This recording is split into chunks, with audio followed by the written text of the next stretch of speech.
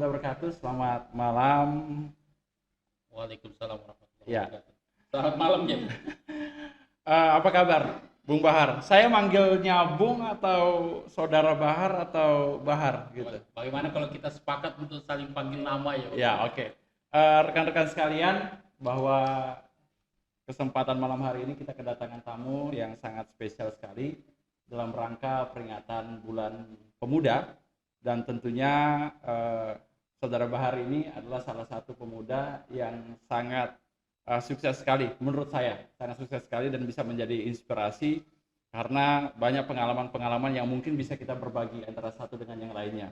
Ya, Bung Bahar, saya pertama-tama saya mau tahu dulu berapa lama sih kita sudah kenal? Lama aja. Kayaknya dulu kan kita satu sekolah kan? Ya, Satu sekolah. Kalau kita harus menghitung lama, ingatnya 2006, 2005 lah kayaknya ya kita sudah mulai kenal, kita sudah sempat berdebat dulu di sekolah begitu kan? Nah, sampai sekarang kita ini, apalagi waktu kita tergabung di apa namanya BPSD, ya. Persaudaraan Pelajar Sekota Tarakan. Persaudaraan Pelajar Sekota Tarakan itu kan kayaknya kita nampak akrab sekali di situ ya. Ya. Kita pergi demo sembarangan dulu gitu kan. Kebetulan kita aktif di organisasi, kemudian satu SMA, Ya, satu kampus, satu fakultas, beda jurusan. beda jurusan. Nah, Ya. beda jurusan. Ya, begini Bung Bar, bahwa kita dalam rangka peringatan Hari Pemuda ya di bulan Oktober ini, tentunya yang kita perbincangkan juga adalah hal-hal yang sifatnya pemuda kekinian saat ini. Dan sejauh tahu saya bahwa saudaraku Bahar di antara para pemuda-pemuda yang lainnya ya, dan atau rekan-rekan teman-teman yang lainnya yang saat ini lagi sedang berkonsentrasi di bidang usaha, kemudian ada juga menempuh jalur akademisi, menjadi PNS, menjadi tentara, teman-teman kita. Tetapi saudara Bahar memilih jalur yang berbeda, yaitu jalur politik, dan saat ini sekarang menjabat sebagai sekjen di salah satu partai PKS ya. Nah, yang menarik bagi saya, apa yang melatar belakangi Anda sampai memilih jalur itu untuk apakah ini hanya sekedar persinggahan saja, tidak ada pilihan-pilihan yang lain, ataukah memang betul-betul ada satu bentuk keinginan yang memang menempuh di jalur ini begitu? Itulah pertanyaan yang coba hindarin tadi. Ya, gimana? Jadi begini, saya tuh melihat ada sisi lain dari politik itu yang menjadi menarik. Kenapa? Ini barang orang itu masuk ke dalam dunia ini, ustadz masuk ke sini langsung hilang ustadznya, ya, nampak hilang tenarnya. Kita bisa lihatlah dulu sejarah, mohon maaf, misalkan siapa namanya, Zainuddin MZ, ketika dia masuk ke dalam dunia perpolitikan, maka dia harus beresiko, dia kemudian mulai kehilangan apa namanya, para penggemarnya, jamaahnya, ya. ya. Nah, kehilangan dia gitu. Tetapi kemudian saya memilih hari ini jalur ini karena saya menganggap bahwa jalur ini adalah cara tercepat kemudian kita untuk melakukan perubahan. Gitu. Karena apa? 1.000 orang yang bertanda tangan berteriak di luar sana kalah dengan 1 orang anggota dewan mungkin yang dia bertanda tangan maka selesai urusan, atau mungkin ketika dia masuk di eksekutif menjadi wali kota, 1 tanda tangan mengalahkan puluhan ribu orang yang kemudian berteriak di luar sana kan? Iya, gitu. tapi begini, bahwa usia Anda masih tergolong muda. Di angka umur 32 tahun saat ini begitu. Tetapi apakah itu saya katakan tadi, di antara jalur teman-teman yang lain ada yang menjadi pebisnis, kemudian menjadi PNS, menjadi seorang TNI dan Polri begitu.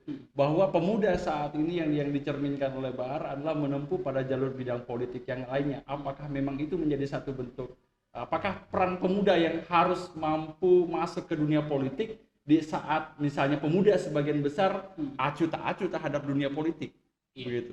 Jadi begini ya, aku tuh kan melihat tuh posisinya pemuda hari ini itu begini, cara saya mendeskripsikan.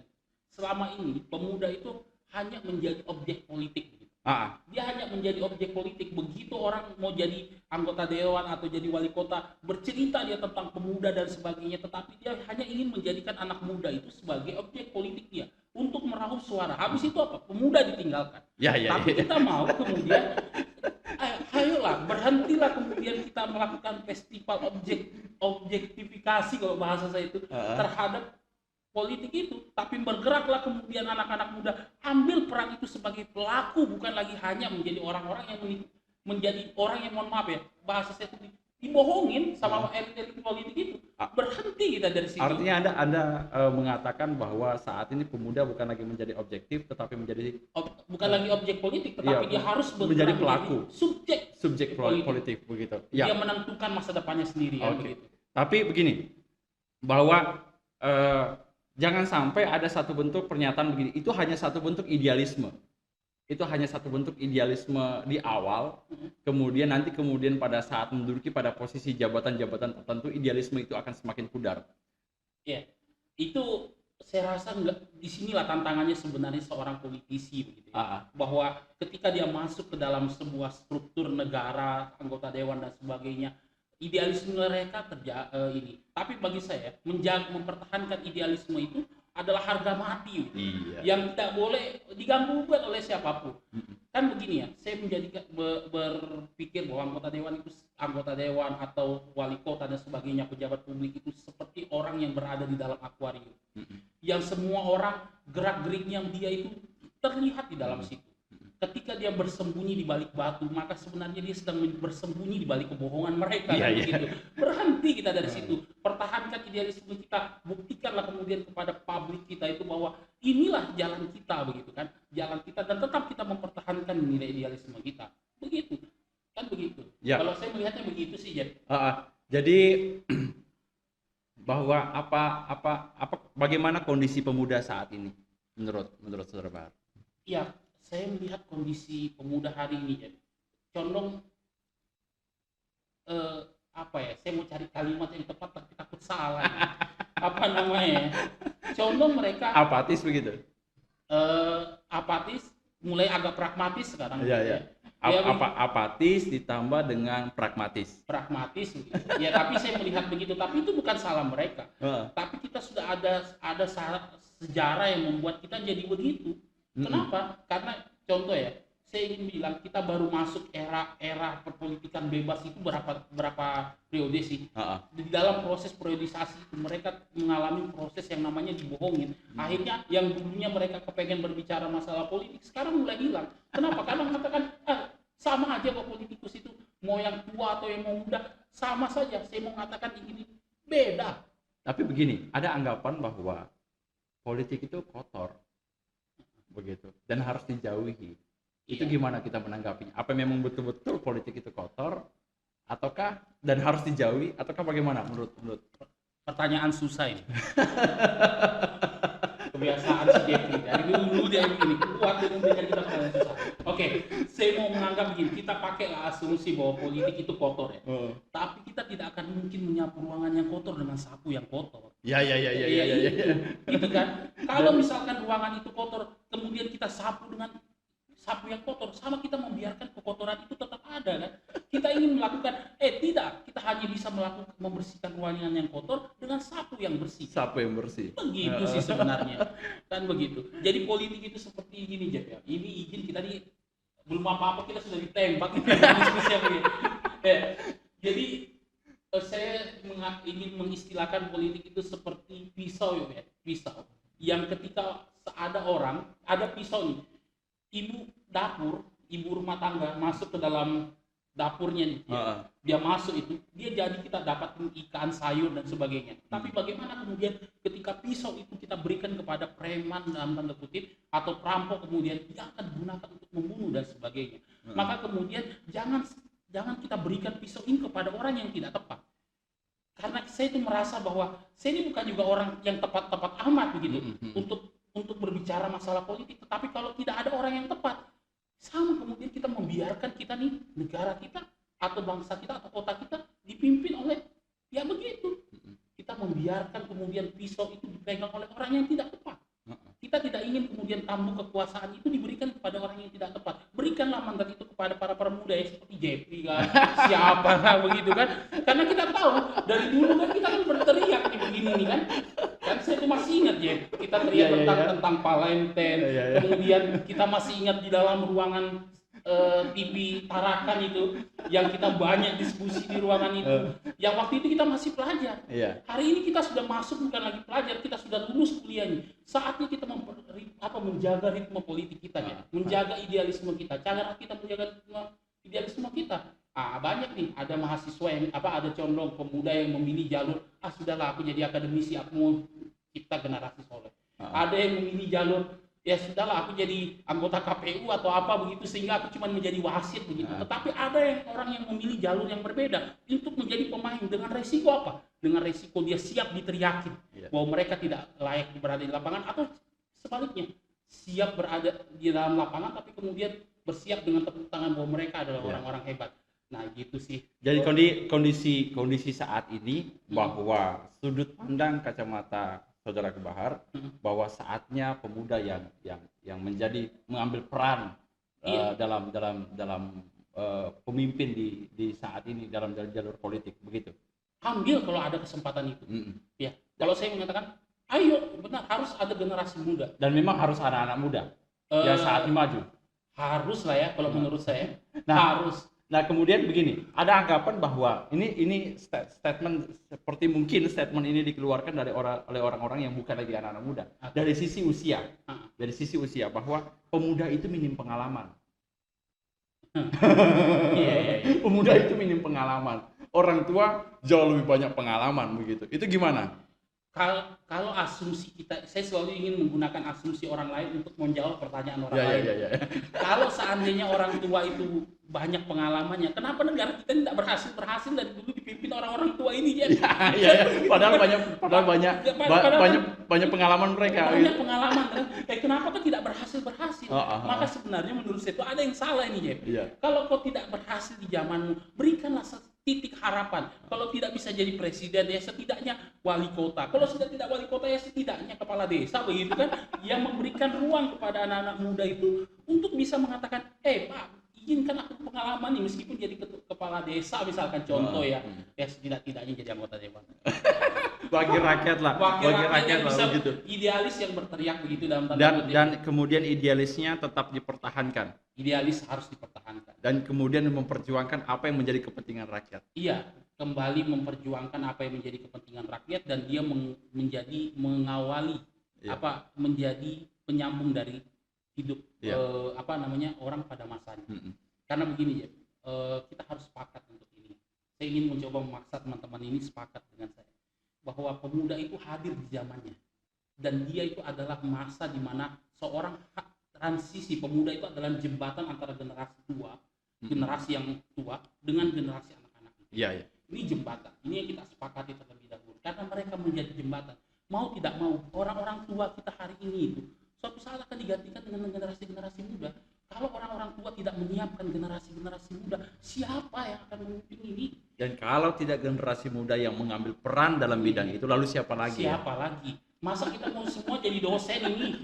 Masa semua mau jadi polisi? Jadi polisi semua? Ngapain? Sekali-sekali, sudahlah, saya ambil resiko ininya. Saya ambil resiko ini. Saya ketika ditawarin, tadi disebutkan bahwa ditawarin menjadi sekjen, itu prosesnya begitu cepat, hanya butuh 1 malam untuk diskusinya. Besoknya saya disuruh mengukur baju, besoknya saya harus dilantik. Apa yang menjadi alasan mengapa Anda terpilih? Saya tidak tahu ya, itu mungkin pertimbangan. Mungkin Tuhan masuk melalui mungkin Tuhan memilih jalur itu untuk masuk ke dalam hati-hati yang menentukan keputusan itu gitu ya. Tapi sudah berapa lama ini? Saudaraku, bahwa saya kira apa yang saat ini dijabat atau diambil atau yang didapatkan saat ini dalam posisi sangat sentral di salah satu partai besar di Indonesia, dan kemudian menjabat sebagai jantungnya di partai, yaitu sebuah sekjen. Dan kalau sejauh pengetahuan saya bahwa tidak ada sekjen yang lebih muda dibandingkan Anda kalau kita berbicara pada tataran di Provinsi Kalimantan Utara. Begitu. Anda sangat muda.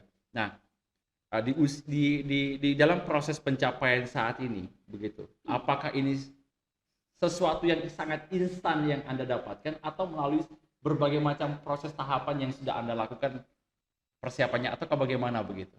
Bisa diceritakan ini pengalamannya begitu. Iya, saya coba baru saya ini dapat kata yang seperti ini.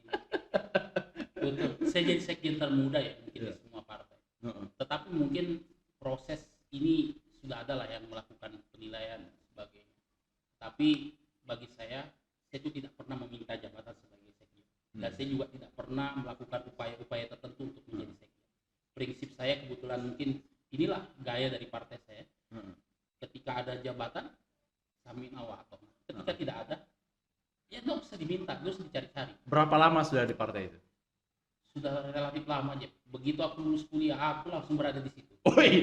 tapi sempat mundur waktu jadi ketua RT. Oh ya, mantan ketua RT. Ya. Mantan ketua RT di kelurahan Pamusian di RT Barkoni begitu. Betul. Nah, kemudian selanjutnya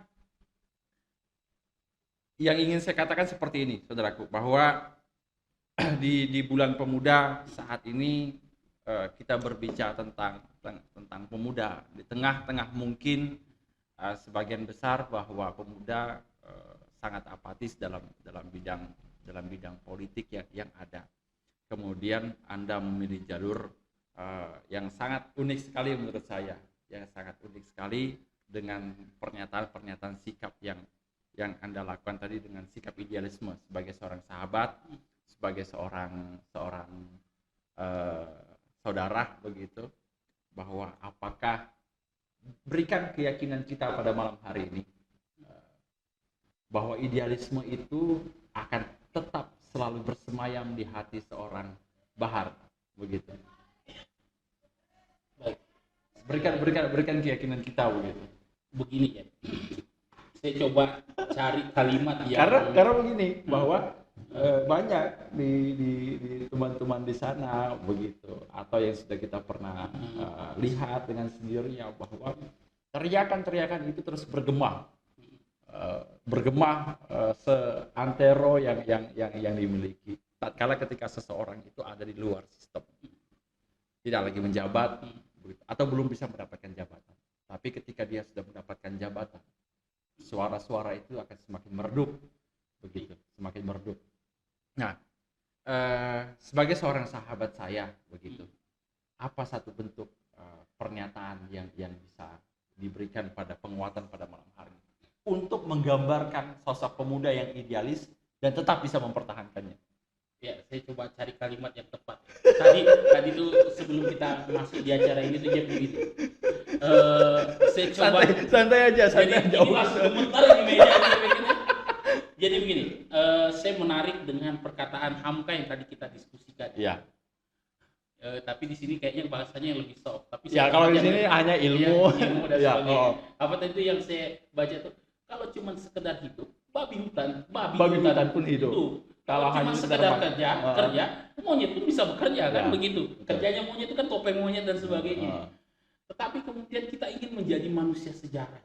Yeah. Manusia sejarah itu yang selalu apa dulu bahasa sejarah bukanlah sejarah. Manusia dikatakan manusia ketika ia mampu mengukir sejarah lewat tangannya sendiri, menciptakan sejarah untuk dirinya sendiri. Kita ingin mengatakan, ayolah, kalau sekarang saya jadi sekjen termuda, kenapa tidak kemudian ya? Saya tidak lagi sedang meminta jabatan ke teman-teman ini. Kenapa kita tidak ingin membuktikan bahwa ada loh kepemimpinan muda yang berhasil gitu, ya, yang dia tetap menjaga idealismenya. Yang sampai hari ini harus ada idealisme itu di dalam dada kita dan terus harus berkobar. Kalau pertanyaannya sampai kapan idealisme itu harus ada di dalam diri kita, sampai kita mati kita harus mengikrarkan diri. Luar biasa. Idealis itu kan. Itu yang saya kenal seorang Bahar. Jadi bahwa rekan-rekan sekalian, Bahar juga seorang aktivis dimulai dari pelajar, kemudian aktivis di kampus begitu. Pernah menjabat apa dulu? Seingat saya ketua himpunan ya, himpunan mahasiswa pendidikan matematik. Himpunan mahasiswa, kemudian ketua kami Kops, Kesatuan Aksi Mahasiswa Muslim Indonesia. Kemudian juga masuk di himpunan mahasiswa Islam begitu. Sempat ya, Sempat di kader. Sempat di kader di situ, di, baru kemudian uh, ya cari jati diri lah, biasa lah kan. dan kemudian pada akhirnya lulus kampus, kemudian masuk langsung Terjun bebas ke terjun dunia bebas politik. ke dunia politik. Memang bahwa itu sudah dipikirkan matang-matang dan tidak pernah disesali. Begini Jeb, saya punya falsafah dalam hidupku tuh Jeb. Yang mau sampaikan tuh ya. Ini kalimat tuh, bahkan siapa yang naik ke panggung tidak dengan persiapan, bersiaplah dia turun dengan kehinaan. Luar biasa itu ya. Kita sudah harus siap dengan itu. Terus kemudian apa? Saya senang baca tulisannya Peter Dekler. Dia pernah mengatakan apa? Cara terbaik untuk menciptakan masa depan itu adalah dengan menciptakan cara terbaik untuk memprediksi masa depan itu adalah dengan menciptakan masa depan. Saya termasuk orang yang terbiasa membuat cita-cita itu ada di dalam angan-angan saya. Angan-angan saya bahkan saya realisasikan dalam bentuk tulisan. Saya ingin menjadi seperti ini. Kemudian resiko-resiko yang saya hadapi itu saya pilih begitu. Jadi ketika kemudian ingin memutuskan Bismillah saya mau masukin jalur ini, saya siap dengan segala sesuatu. Siap dengan resiko yang ada. Siap. 2000 berapa kamu nanti ya? 2024 ya? 2024 maju dan bertarung begitu. Kita lihat nanti ya. Tapi kalau lo harus maju begitu. Kalau misalkan ada pertanyaan bagaimana maju di 2024, kalau memang itu takdir saya, maju saja. Maju saya. Karena kalau itu memang takdir saya, tapi urusan menang dan urusan kalah itu urusan belakang. Yang paling penting apa? Ayo kita diskusikan tentang anak muda ini. Anak muda harus menentukan masa depannya sendiri. Betul. Karena era yang ke depan itu adalah eranya anak muda sebenarnya. Iya, era. Setiap sejarah di dalam satu bentuk peradaban dunia, sejarah-sejarah yang dimulai dari satu bentuk pembaharuan yang ada pasti melewati inisiatornya adalah anak-anak muda. Dari semua zaman, dari semua negara, termasuk di negara Indonesia kita. Begitu, anak-anak muda menjadi peran yang sangat sentral untuk menciptakan sebuah sejarah dan sampai saat ini kita menikmati hasil dari satu bentuk perjuangan sejarah itu. Tapi ada sesuatu hal yang mengganjal di hati saya, saudaraku, bahwa memimpin satu bentuk partai yang sangat besar, begitu, yang cakupannya di tingkat kota ya, di tingkat kota yang ada. Tentu di organisasi kepartaian itu juga begitu banyak orang yang sangat beragam dari sisi suku, kemudian juga dari sisi usia yang ada di situ. Nah, pertanyaan saya begitu, bagaimana ketika misalnya Anda menginstruksikan kepada seseorang begitu, yang kemudian orang tersebut usianya jauh lebih tua dibandingkan Anda. Ini ada kaitannya dengan kepercayaan diri seorang pemuda dalam memimpin, begitu. Apa namanya? Kita punya tradisi yang sangat baik dan ini bahwa menghormati orang yang lebih tua itu adalah sebuah kewajiban, kan begitu. Kita tetap harus menghargai hak-hak orang tua sebagai ini. Saya terus terang sampaikan bahwa di partai ini tidak banyak teman-teman saya katakan senior saya, usia mereka jauh lebih tua. Tetapi saya tetap memberikan penghormatan beliau dalam kapasitas usia beliau. Saya jarang ingin mengatakan ini adalah perintah, tidak. Saya lebih kepada menyampaikan bahwa ini ayo kita kerjakan bersama. Karena menurut saya memerintah orang tua ini salah sebenarnya. Tetapi kalau mengatakan ayo kita kerjakan secara bersama, rasa-rasanya kita menemukan kebersamaan di situ. Bahwa saya ingin mengatakan saya siap bekerja ini, tapi tolong bantu saya, sama-sama kita bantuin. Jadi dari sisi tetap menjaga etika dari sisi bentuk komunikasi, asalkan pekerjaan tuntas dan terselesaikan dengan baik. Begitu. Dan saya juga selalu berpikiran, yang ini tadi saya sempat ingin menyampaikan begini. Saya termasuk orang yang senang bekerja dengan sistem. Karena menurut saya sukses dan sibuk itu beda. Karena banyak orang yang terlihat sukses, tapi dia tidak banyak orang yang sibuk tapi dia tidak sukses. Tetapi ada orang yang sukses tetapi dia tidak sibuk begitu. Kenapa? Karena bekerjanya dia bekerja dengan sistem. Jadi orang itu harus dibuat tahu apa yang harus dikerjakan tetapi tanpa harus diperintah. Dia tahu apa fungsi dia dan dia harus kerjakan itu. Karena makna itu yang saya maknain, bahwa yang tadi saya bilang, saya tidak ingin nampak di depan orang itu sibuk. Iya. tapi tidak sukses. Saya mau sukses tapi tidak nampak terlalu sibuk. Mendalam gitu ya. Iya, dia. Artinya saya mau mengatakan ketika saya berada dalam sebuah posisi, saya kerjakan itu pekerjaan. Biarlah orang lain tidak lihat, gebukin orang kiri kanan, tetapi ujung-ujungnya berhasil kita menjadi. Saya mau cari ilustrasinya tuh kampung gitu. Cari ilustrasinya kampung. Gitu. Kampung itu setiap hari nangkapin maling saja. Nangkapin maling saja. Tapi orang mengatakan, ada yang mengatakan sukses itu adalah menangkap maling yang banyak. Tapi ada satu desa yang setiap harinya tidak ada yang tangkap maling gitu. Tapi rumahnya orang tidak ada yang kehilangan. Kenapa? Karena dibuat sistem keamanan yang begitu bagus di rumah di wilayah kampung itu. Ini yang saya selalu mengikuti ini dari beberapa senior saya. Kita bekerja di dalam sistem supaya kemudian apa? Sistem itu membuat orang lain kita tidak terlalu nampak sibuk, tapi kita sukses. Itu yang saya bilang tadi itu. Kampung yang satunya tiap hari nangkapin maling. Rumah berarti kan di desa di kampung itu pasti banyak maling. Banyak maling. Tapi ada satu desa yang tidak pernah ada orang yang ditangkap di situ, tapi rumahnya orang tidak pernah kehilangan. Berarti daerah itu sukses nggak? Sukses sebab karena tidak ada maling. Yang satunya ada satu desa setiap hari pengumuman. Kita tangkap maling satu, kita tangkap maling dua. Urusan apa? Sukses itu menurut saya adalah ketika kita kemudian berhasil berhasil tanpa kemudian kita terlalu nampak sibuk. Gitu kan. Ya ini mohon maaf ini saya pengen melontarkan ini sebagai sebuah kritik begitu kepada sesuatu yang kenapa gitu saya bilang ini orang sibuk sekali tapi tidak sukses. Tapi ada kita lihat si Jeffrey duduk sambil kalau bahasa kita tuh apa sambil merokok.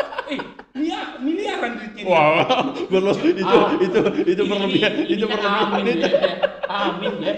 Amin. Jadi keberhasilan itu tidak diukur dari sibuknya orang, tapi keberhasilan itu diukur karena memang dia banyak untuk dikatakan berhasil dengan indikator-indikator yang ada kan. Yang paling parah itu adalah pura-pura sibuk. Sebenarnya tidak ada juga yang disibukkannya gitu. Sibuk, tidak ada yang punya kesibukan. Kayak begitu.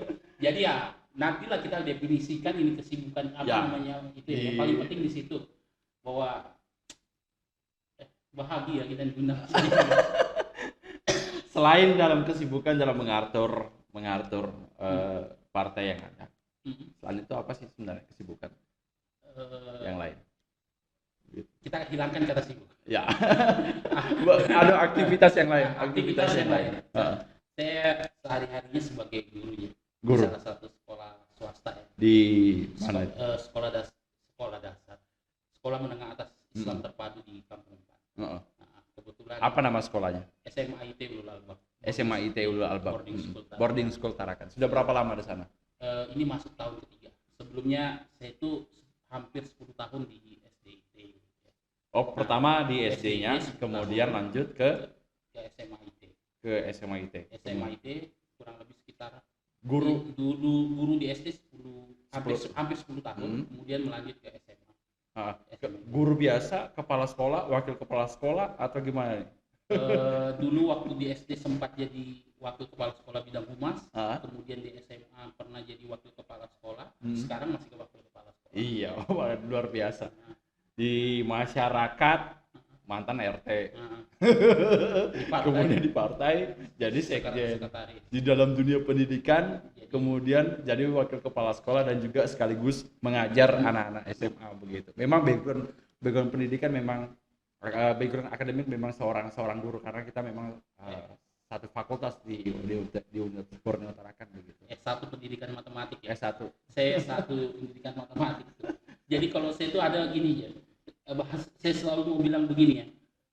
Kalau kita menjadi guru matematika itu wajar karena saya jadi guru matematik itu wajar karena memang hampir 5 tahun ya, beda lah yang lulus 3 tahun 8 bulan di Borneo dengan IP yang bagus ya. Kalau kita ini kan agak error sedikit jadi lulusnya hampir 5 tahun begitu. Jadi kalau misalkan kita kemudian Bang Jeff atau saudaraku Jeffrey ini jago di bahasa Indonesia, itu hal yang biasa. Sebab kemudian apa? Hampir 3 tahun kita ngurus itu ya. Saya hampir 5 tahun berurusan dengan angka-angka gitu. Tetapi menurut saya yang menjadi luar biasa itu adalah apa? Ketika kita keluar dari kebiasaan diri kita. Betul. Jadi kalau saya mengatakan jadi guru matematika harus, Iya. tetapi eh, Itu biasa-biasa biasa saja. saja karena memang Karena memang saya di situ. dari sisi akademik Memang background di pendidikan situ, memang ya. di situ begitu. Tapi Nah. akan menjadi sesuatu yang luar biasa tatkala ketika misalnya di luar dari background akademisi kita mampu melakukan sesuatu yang sangat luar biasa begitu. Itu ya, Jep. Ah. Ini cocok, ini betul tuh, Jep. Dulu itu kalau bahas itu kan kewajiban. Kita kan kualitas surga seseorang itu sebenarnya apa, Jep? Ini pendalaman tuh saya. Kualitas surga seseorang itu ditentukan oleh apa?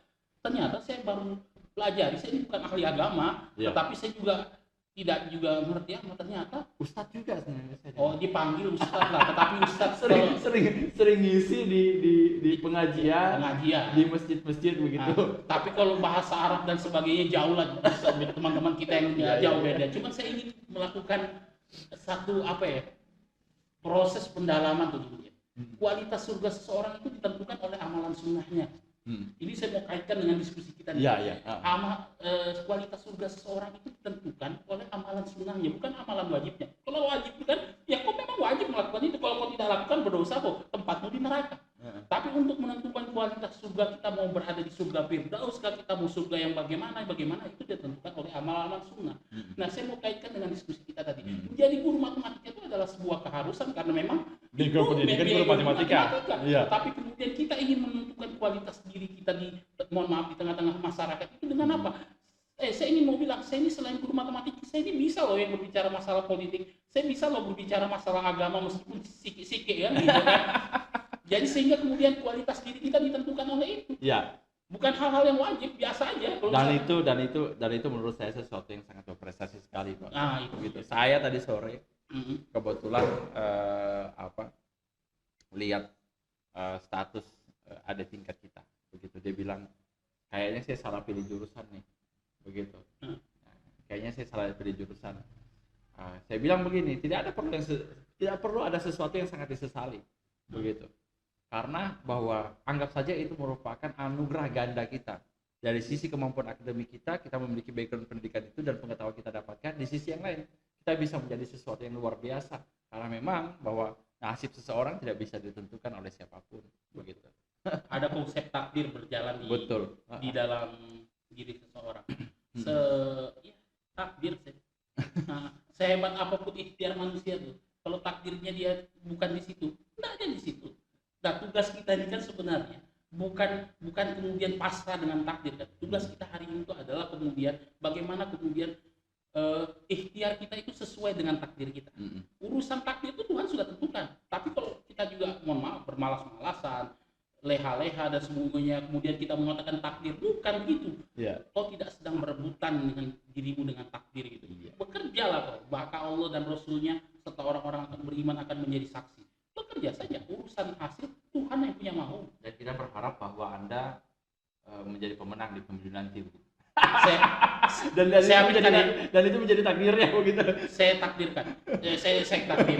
Saya aminkan ya. Saya berharapnya saya aminkan ya. Ini saya aminkan. Mungkin teman-teman yang lain juga mengaminkan ya. Tapi prinsipnya apapun itu saya sudah berjuang untuk itu. Urusan takdir biarlah Tuhan yang ini. Jangan sampai juga nanti saya berekspor terlalu dalam, saya harus jadi pemenang nih. Kalau enggak akhirnya saya jadi gila nih kan, enggak mungkin begitu. Enggak, santai saja. Jalani saja, berikhtiar saja, mensempurnakan ikhtiar itu. Urusan takdir, urusan jadi atau tidak jadi itu urusan nantilah. Tapi yang paling penting, ayolah sudah anak-anak muda, kita bersama-sama ini bangun kota kita ini. Jangan lagi kemudian kita tersekat dengan uang-uang itu yang kemudian berhasil menyogok kita. Ayo kita kembalikan idealisme kita. Loh, kok saya tidak kampanye duluan? Enggak apa-apa. Jadi kita punya podcast adalah forum bicara, bebas bicara begitu. Siapapun bisa bicara apapun. Dan kita yakini bahwa apa yang kita perbincangkan di podcast ini adalah sesuatu yang bermanfaat. Insya Allah untuk menjadi sumber inspirasi anak-anak muda begitu. Nah, begini saudaraku, bahwa dalam rangka bulan ini adalah bulan pemuda, tepat di bulan Oktober. Yang ada. Kemudian apa sih sebenarnya harapan Bahar terhadap pemuda saat ini? Begitu. Apa harapan ke depannya? Untuk bisa kita simak sama-sama semua. Pemuda itu kan adalah harapan bangsa. Kita sudah menjadi pemuda sebelum bangsa ini ada. Mm-mm. Itu poinnya. 28 Oktober 1928. 1928 Mm. kita sudah menjadi Indonesia sebelum Indonesia itu lahir. Iya, Ya betul ya. betul betul. Bahwa artinya apa? Kita ingin dari sini juga seperti ada pesan Tuhan yang ingin Tuhan kirimkan kepada kita, yang mungkin ini adalah pesan yang terbaik. Wih, sampai merinding badan saya. Bahwa karena kita sudah sudah menjadi Indonesia sebelum Indonesia itu ada, dan itu ada di tangan anak-anak muda. Kenapa tidak kita lanjutkan ini perjuangan kita Betul. untuk mewujudkan ini? Kalau dulu pejuang-pejuang terdahulu itu sudah berjuang mati-matian untuk mendapatkan kemerdekaan, tugas kita adalah berjuang mati-matian untuk mengisi kemerdekaan. Itu Iya, kan. sepakat saudaraku. Ya, saya kira tidak ada batasan pada ruang-ruang waktu di mana kita untuk berdiskusi. Begitu. Saya kira kita berharap nanti pada podcast selanjutnya di Saudara Bahar juga mampu bisa menjadi bintang tamu di selanjutnya untuk bisa menjadi Undang inspirasi. saya. Gitu. Ya, sangat bermakna sekali diskusi kita pada malam hari ini, dan tentunya dalam rangka peringatan di bulan pemuda yang saat ini akan kita lakukan, bahwa apa yang kita bicarakan mudah-mudahan bisa menjadi sesuatu yang bisa bermanfaat bagi kita semuanya. Terima kasih kepada rekan-rekan sekalian, dan terima kasih kepada Saudara Bahar yang sudah berkenan hadir di sela-sela waktu kesibukannya begitu. Di tengah Aktivitas. Di tengah aktivitas begitu. hilang kata jangan sampai hilang kan kata sibuk tadi begitu ya. Ya, terima kasih. Demikian podcast kita pada malam hari ini. Assalamualaikum warahmatullahi wabarakatuh. Waalaikumsalam warahmatullahi wabarakatuh.